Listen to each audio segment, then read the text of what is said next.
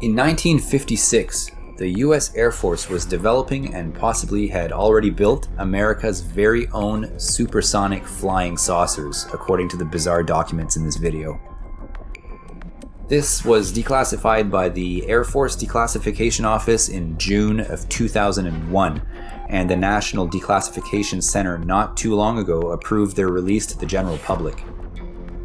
The US Air Force and a company called Avro Canada, which was an aircraft manufacturing company that existed between 1945 and 1962, created these saucers back in the 1950s under the codename Project 1794. It's quite a coincidence, actually, that a company that would produce flying saucers was founded in 1945, just saying. Avro Canada had also worked on similar projects, as we can see here in these images. These images are from Project Silverbug, which I may do a video about in the near future. Project 1794 is described as a flying saucer with the following impressive specs according to one declassified memo, which appears to be the result of initial research and prototyping. So these craft have allegedly have a service ceiling of over 100,000 feet, a range of approximately 1,000 nautical miles, and a top speed between Mach 3 and Mach 4, which is pretty impressive for those days. According to this declassified report here by Avro, the development program of these saucers cost $3.16 million over the course of 18 to 24 months back in the day. Today, this would amount to somewhere in the areas of maybe $25 million. Now, to my understanding here, these supersonic flying saucers would work by rotating an outer disc at a very high speed. Small shutters on the disc's edge would be used for maneuvering, and jet turbines would be used to generate power. The entire thing would even be able to would be capable of vertical takeoff and landing, as shown in the diagrams and schematics that I'll be posting up here in a few minutes. We know that the US government has been tracking UFO activity for more than decades upon decades, so it's a bit strange that this project 1794 took so long to get declassified. There are allegedly 2 entire boxes of Project 1794 documents, and obviously we don't have access to these. We have these 4 documents that I was able to find, so some of the documents in these boxes may still very much be classified. We don't know. We can't be certain either that Project 1794 ever got off the ground without taking a closer look at what's inside these boxes. It may very well have and been completely closed off to the public, so no one really knows for sure what became of these saucers. It's obvious that the US government was engaged in research and development of saucer-styled aircraft in the 1950s, but it should also be noted that it's very possible that the US may also have been developing flying saucers in the 1940s, around the time of the Roswell UFO incident. This is going to be a slightly different video than my normal videos due to the nature of these documents. These are highly technical documents, so there won't be much reading here, as it were, and it'll be more of a slideshow because they are jam-packed with diagrams, images, and schematics. There are 4 documents in total, and I've linked them below in the description. I've picked out a couple of things that I thought were interesting to present to you here, and the rest will just be a slideshow of the contents. So let's get into it. This is the cover page of the first document, and it reads Project 1794, Final Development Summary Report, 2nd April, 30th May 1956.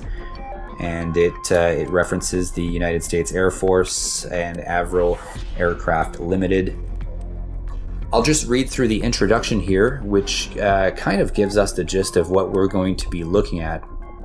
It reads, Introduction. The Avro VTOL aircraft is essentially a proposal for a high-performance supersonic airplane in which the entire interior of the wing is utilized for the propulsion system, air and gas flow, having also, due to the characteristics of the propulsion system and wing platform, planform, a VTOL-STOL capability. The concept was developed by Avro to its present form and was reviewed as to feasibility under a study contract with the United States Air Force and it gives out, I guess this is the contract number, which was completed in July of 1956. This development program involves further tests to investigate the potentialities of this type of airplane, with study of application to a weapons system, and supplements the Avro Aircraft Limited Company program, which covers the building of one flying prototype. Here's an image outlining the concept of the craft. As you can see, it's basically your typical looking flying saucer. This image shows the flow distribution for vertical landing and takeoff, I'm assuming. And here's an image of them testing it out. On page 12 of this document, we can see that what they had in mind for these saucers, and I'll just read through it here. It says, design and performance, design study. A design study will be made to apply the Avro Aircraft VTOL design concept to one of the following, whichever is considered the most suitable. A. Special Reconnaissance Weapon System. B. Interceptor Weapon System. C. Fighter Bomber Weapon System. Now the rest of this video will be images from these documents, as most of the rest of the text is highly technical.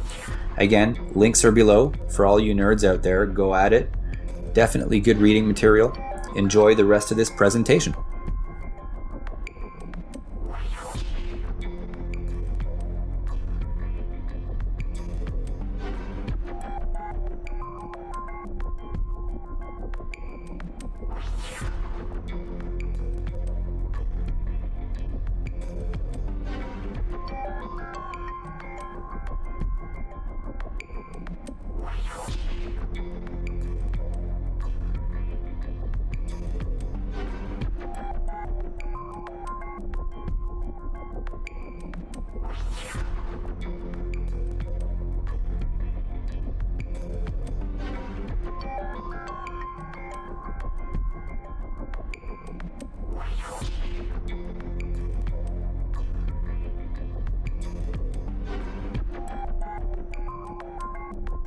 I hope you liked this presentation, and if you did, please like, subscribe, and drop a comment below, and we'll see you in the next video.